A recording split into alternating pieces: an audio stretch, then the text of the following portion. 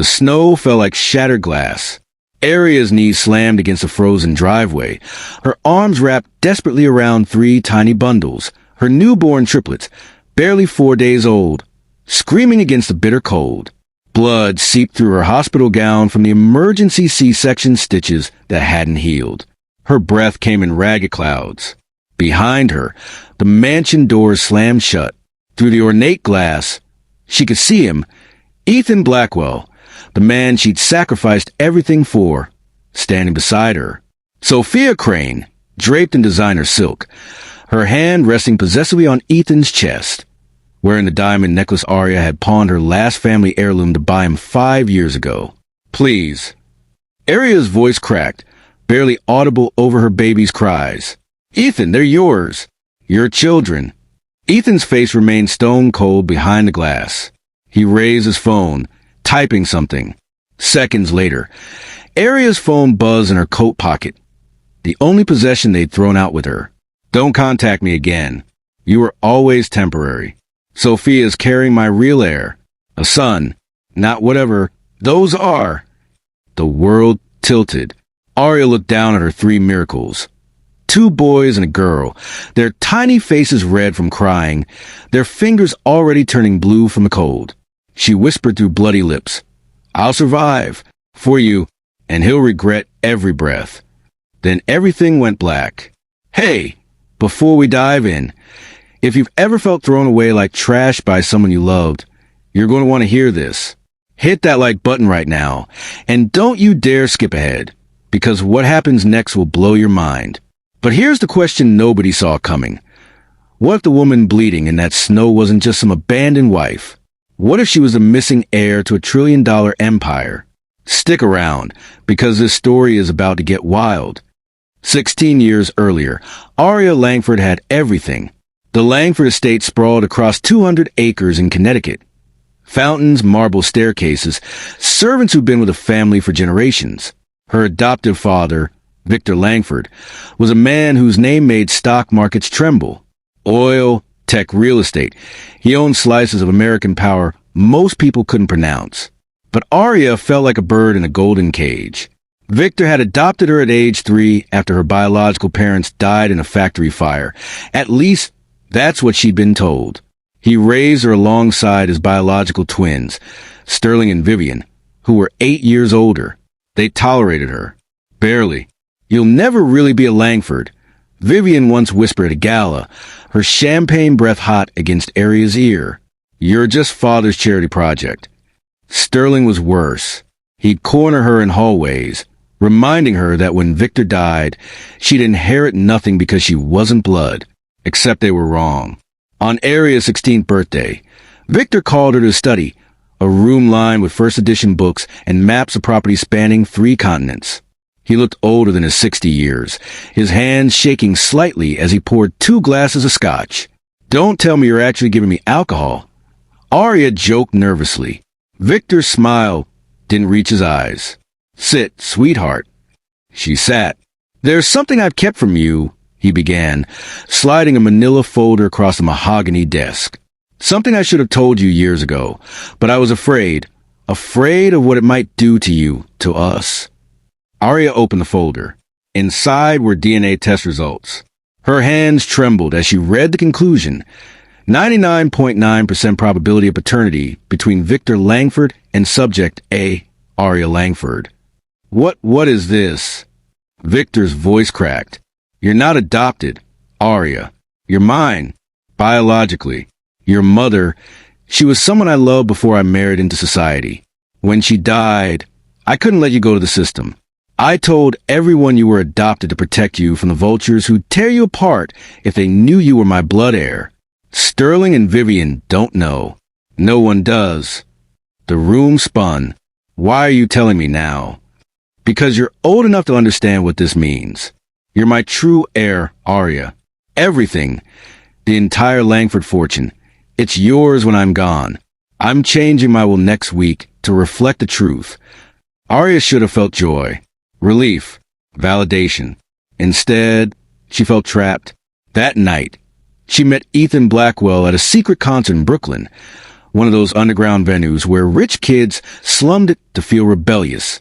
He was 22, painting sets for off-Broadway shows, his hands permanently stained with charcoal and acrylics. He didn't know who she was. He didn't care about her last name. He looked at her like she was the whole world. You ever feel like you're drowning in other people's expectations? Aria asked him on a fire escape, her legs dangling over the edge. Ethan lit a cigarette. He quit later, he promised, and shrugged. Every damn day. That's why I paint. It's the only thing that's mine. Within 3 months, they were inseparable. Within 6, Aria made the worst decision of her life. She eloped. Victor's face when she told him was something Aria would never forget. Not anger, not rage. Heartbreak. "You're 16, he whispered, his voice hollow. "Aria, sweetheart, you don't understand what you're throwing away." "I love him," she shouted, her duffel bag already packed. "And he loves me for me, not for what's in your bank account. He doesn't even know who you are." "Exactly." Victor tried everything. Bribes, threats, begging. But Aria was young and stupid, and convinced that love conquered all. She left a note. "I'll come back when I've lived my own life. Don't look for me." Victor looked anyway. He hired the best investigators. Tracked her for months. But Aria was clever. She used cash, avoided cameras, changed her appearance. Eventually, after a staged car accident and a fake ID, the investigators reported back. "We believe Aria Langford perished in a vehicle fire outside Pittsburgh. Remains unidentifiable." Victor never recovered. He searched for 2 more years before grief consumed him. Sterling and Vivian, smelling blood in the water, convinced him to accept her death. They threw a memorial service. They pretended to mourn, and they began slowly poisoning him. But Aria didn't know any of this. She was too busy being poor. Ethan's charming artist lifestyle turned out to mean a roach-infested studio apartment in Queens, ramen noodles for dinner, and maxed-out credit cards. Aria worked 3 jobs, waitressing, tutoring, cleaning offices at night, while Ethan focused on his art. His paintings never sold. But Aria didn't complain. She loved him. And love, she'd been taught by every stupid romance novel, was enough. It wasn't. By year 2, Ethan started drinking. By year 3, he started blaming her for his failures. "If you just asked your family for money." "I told you I'm done with them." "Right, because you're so noble," he'd sneer, whiskey on his breath. "Meanwhile, I'm busting my ass and getting nowhere." Aria swallowed the hurt. She worked harder. She used her brain. Turns out, growing up around billionaires teaches you a thing or two about business. She helped Ethan network, forge connections, land a junior position at a marketing firm. He took all the credit. By year 5, Ethan Blackwell was climbing the corporate ladder at Vertex Media Solutions. Aria was pregnant with triplets and suffering from hyperemesis gravidarum, constant vomiting, dehydration, bedridden for months. Ethan barely visited her in the hospital. He was too busy with his work wife, Sophia Crane. Sophia Crane was everything Aria wasn't. Polished, poised, connected. She came from old money, or so everyone believed. Her family supposedly owned vineyards in Napa and estates in the Hamptons. She wore Chanel like it was Target. She wanted Ethan, and she always got what she wanted. "Your wife's sweet." Sophia purred one night at a company gala, her hand lingering on Ethan's shoulder. "But she's struggling, isn't she? With the pregnancy?" Ethan grimaced. 3 babies. High risk. The doctors say she might not make it through delivery. Sophia's eyes glittered. "How awful for you." She leaned closer, her perfume expensive and cloying. "You deserve someone who can keep up with you, Ethan. Someone who understands your potential." He should have walked away. He didn't. The affair started 3 months before Aria gave birth. Ethan told himself it was just stress relief, just a fling. But Sophia was smarter than that. She played the long game.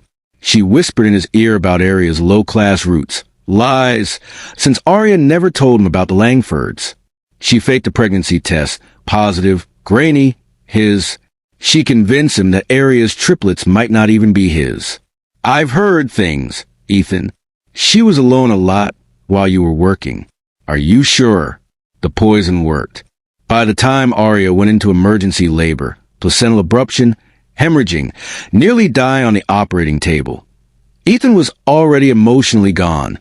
He showed up at the hospital once, looked at the 3 tiny babies in the NICU, felt nothing. Sophia was waiting in his car. Are you really going to let her trap you? She whispered. I can give you a son, Ethan. A real heir. Not whatever those are. Ethan made his choice.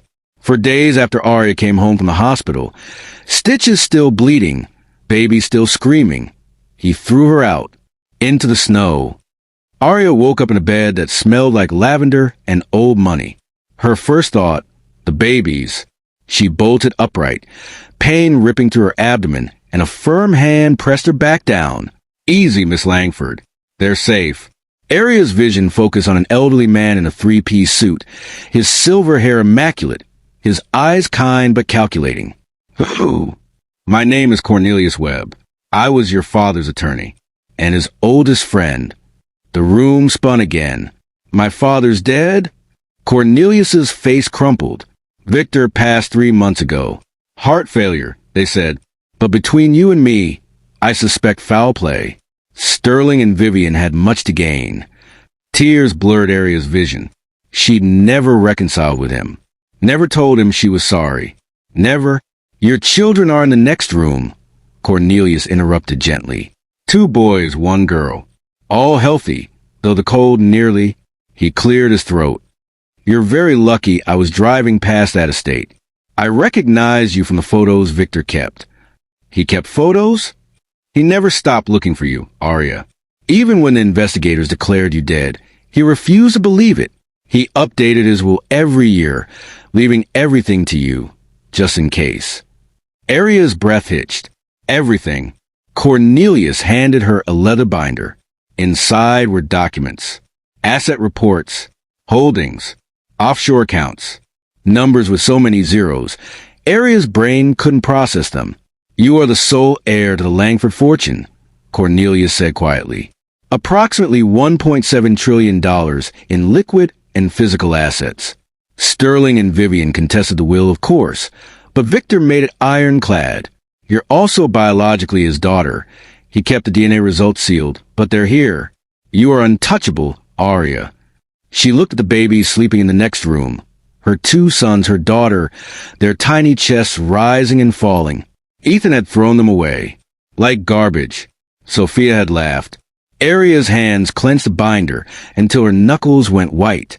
I want revenge, she whispered. Cornelius smiled. It wasn't kind. Good. Let's build you an empire. 5 years later, the snow fell again. But this time, Aria Langford stood on the balcony of her penthouse overlooking Manhattan, watching the flakes dissolve against heated glass. She wore a black silk suit that cost more than Ethan's yearly salary. Her hair, once dull from malnutrition, now cascaded in glossy waves down her back.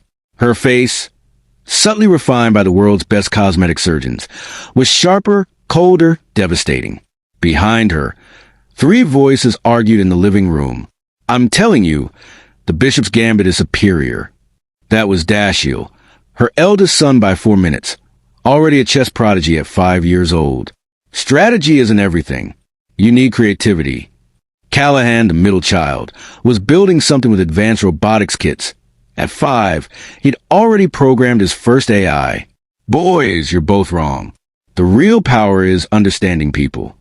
That was Meadow, her daughter, flipping through a psychology textbook meant for college students. She looked up at Aria with eyes too knowing for a kindergartner. Right, Mama? Aria smiled. It didn't reach her eyes. Right, sweetheart. Now finish your breakfast. Cornelius is coming over to discuss our latest acquisition. She didn't tell them what acquisition.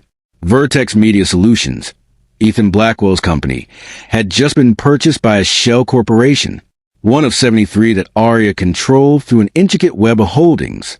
Ethan didn't know yet. The paperwork would hit his desk in 3 hours. She'd been patient. 5 years of patience, building her empire in the shadows.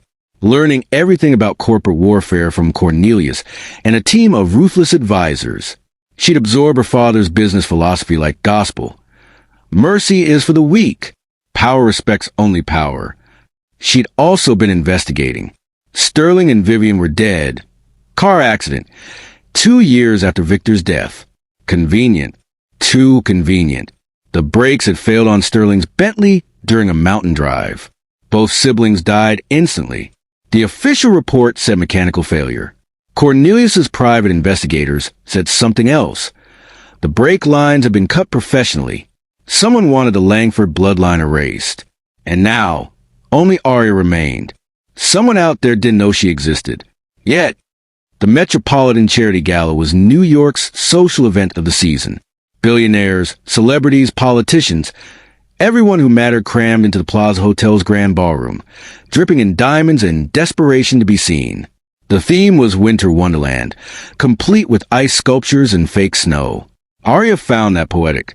She arrived alone, stepping out a Rolls-Royce Phantom that made nearby Maybachs look middle class. Her gown was midnight blue Valentino, cut to perfection, with a slit that showed just enough leg to be devastating. Around her neck hung the Langford sapphire, a necklace worth $40 million that had been locked in Victor's vault for decades. Cameras flashed like lightning. "Who is that?" someone whispered. Elena Langford. Her publicist had been planting the name for months. Victor Langford's long-lost heir. She's been living in Europe, managing the family's overseas holdings. Elena, her middle name, close enough to the truth to be believable.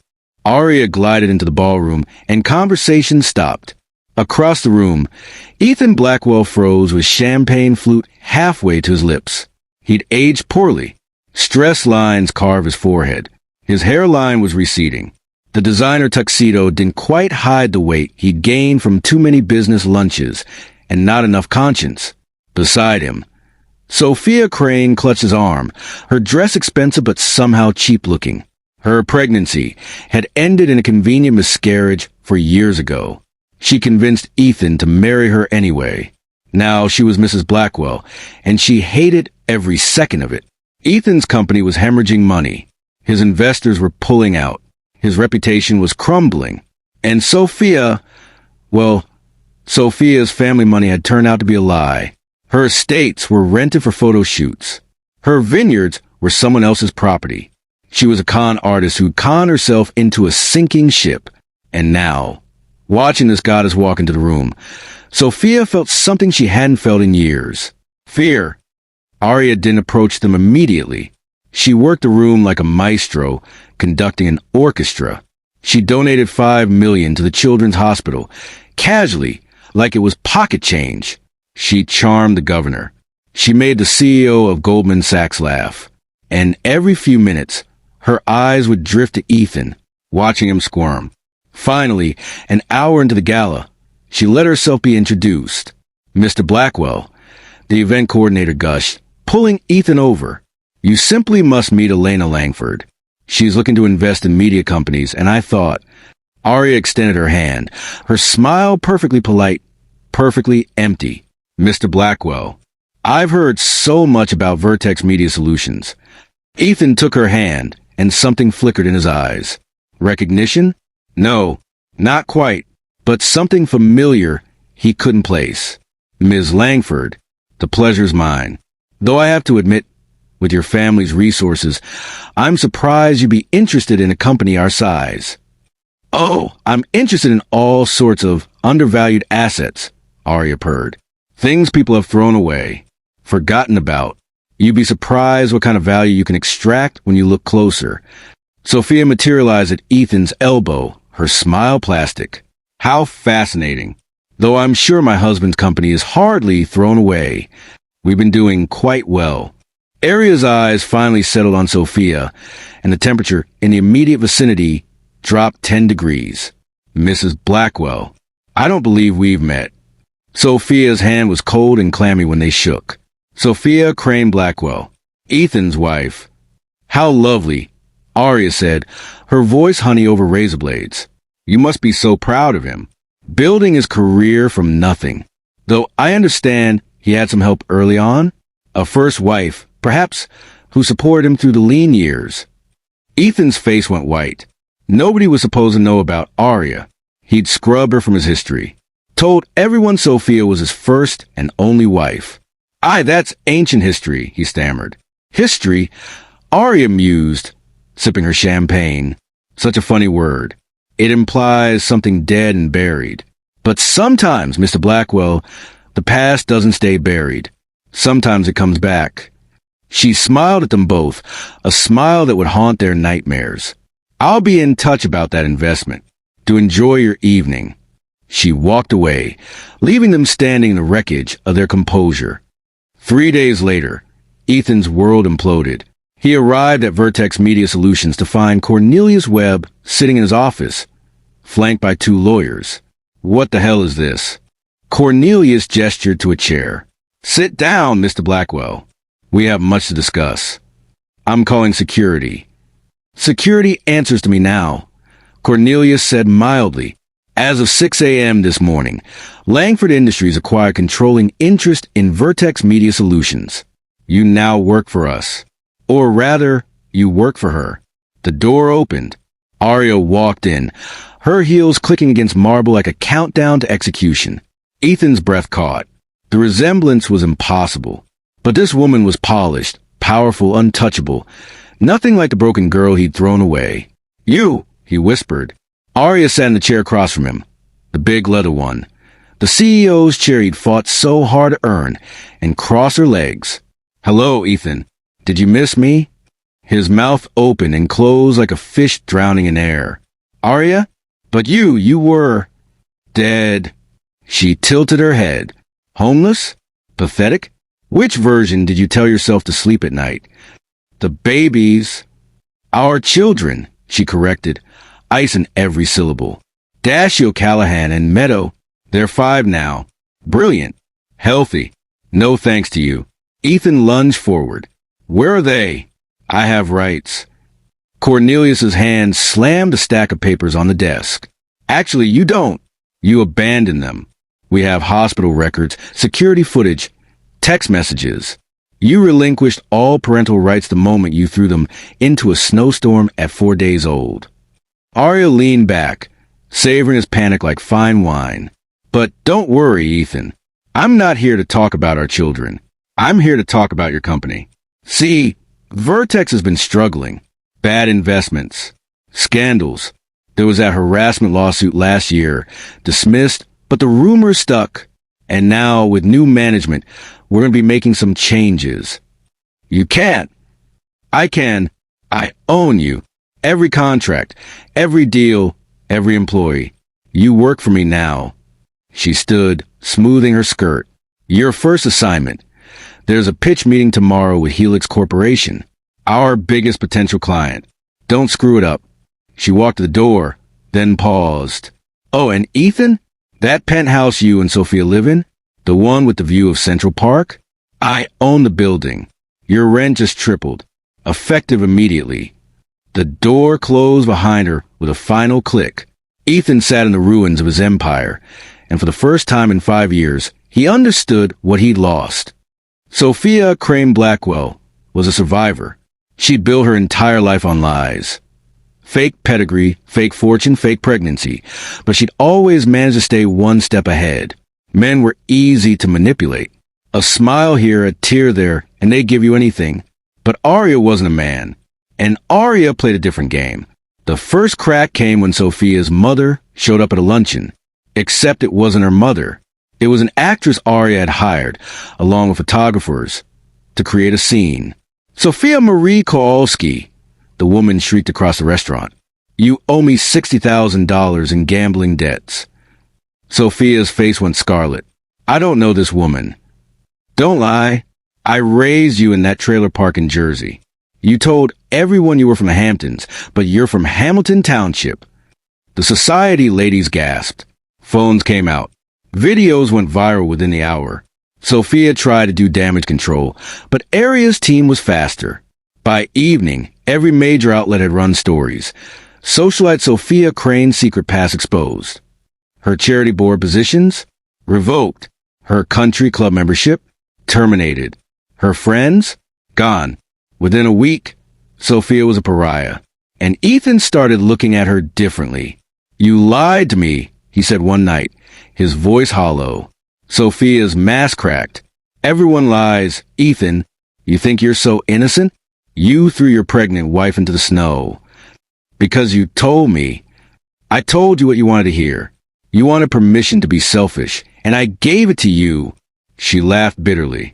"We deserve each other." But the worst was yet to come. Aria had kept her children away from the chaos intentionally. But Dashiell Callahan and Meadow were not ordinary 5-year-olds. They were Langfords.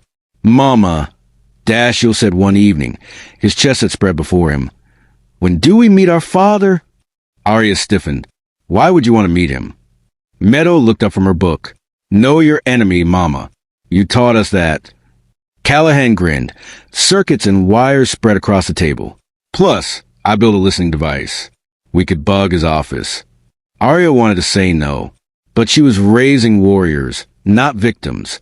"Fine, but we do it my way." The accidental meeting happened at a tech expo. Ethan was there courting investors. Aria attended with her children, disguised as a hands-on mother enjoying educational exhibits. Dashiell accidentally bumped into Ethan. "Sorry, mister." The boy's eyes, Ethan's eyes, unmistakably, looked up innocently. Ethan froze. It's okay." Then he saw the other two. The resemblance was undeniable. Do I know your mother?" Meadow smiled sweetly. "Our mama's the best. She's really smart and really strong. She says we should never let people treat us like we're nothing." The words hit like bullets. Callahan tugged Dashiell's sleeve. "Come on, Mama's waiting." They walked away, leaving Ethan staring after them, his heart fracturing in his chest. He knew. That night, he showed up at Langford Tower, demanding to see Aria. She made him wait 3 hours in the lobby. When she finally granted him an audience, he looked destroyed. "They're mine," he whispered. "Those children. They're mine." Aria didn't look up from her paperwork. "Biologically? Yes. In every way that matters? No. Aria, please." "You threw us away, Ethan. You chose ambition and a con artist over your family. Why should I let you anywhere near them now?" "Because I made a mistake." His voice cracked. "I was stupid and selfish, and I've regretted it every day since." "Have you?" Aria finally met his eyes. "Or do you only regret it now that you know who I really am? If I were still poor, still struggling, would you care about those kids?" Silence. She had her answer. "Get out of my building, Ethan, and if you come near my children again without permission, I'll destroy what's left of your pathetic life so thoroughly, you'll wish I'd left you in the snow." While Aria was dismantling Ethan's world, Cornelius was unraveling a darker mystery. Victor's death hadn't been natural. The autopsy, obtained through less than legal means, showed traces of digitalis poisoning. Slow, cumulative, designed to mimic heart failure. Who had access to him? Aria demanded. Cornelius pulled out files. Sterling and Vivian, obviously, but they're dead. There was also his physician, Dr. Thaddeus Merrick, his housekeeper, Constance Grove, and his business partner of 30 years, Hugh Caldwell. Aria frowned. Father trusted him completely. "Exactly," Cornelius said darkly, which made him the perfect killer. They pulled Hugh's financials, offshore accounts, payments from anonymous sources, emails discussing eliminating the Langford problem. Hugh Caldwell had orchestrated everything. Victor's death, Sterling and Vivian's accident, even the fake report of Aria's death years ago. Why? Because Hugh had been embezzling for decades. When Victor started to notice discrepancies, Hugh decided the entire family needed to die. He'd planned to take control of Langford Industries through complex legal maneuvering. He didn't know Aria existed. "We need to be smart about this," Cornelius warned. "Hugh's powerful, connected. If we accuse him without ironclad proof, then we don't accuse him," Aria said coldly. "We destroy him." Aria organized a memorial gala for Victor 5 years after his death, honoring his legacy. She invited everyone, including Hugh Caldwell. Hugh came, confident and smug, ready to play the grieving partner. He didn't notice the FBI agents scattered throughout the crowd. He didn't notice Cornelius's team hacking his phone in real time. He didn't notice Meadow, precious, innocent Meadow, accidentally spilling juice on his jacket, forcing him to take it off, allowing Callahan to plant a recording device in the lining. The trap closed during Aria's speech. "My father was a great man," she said, her voice carrying across the silent ballroom. "He built an empire on integrity, and he was murdered for it." Gasps rippled through the crowd. Hugh's face went pale.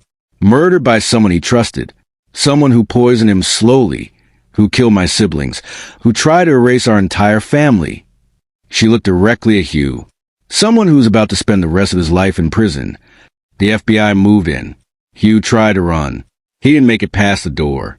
As they dragged him away, Aria felt something she hadn't felt in 5 years. Not satisfaction. Not even justice. Just emptiness. 2 weeks after Hugh's arrest, Ethan made one last desperate play. He showed up at Aria's penthouse, somehow bypassing security, and fell to his knees in front of her children. "I'm sorry," he sobbed.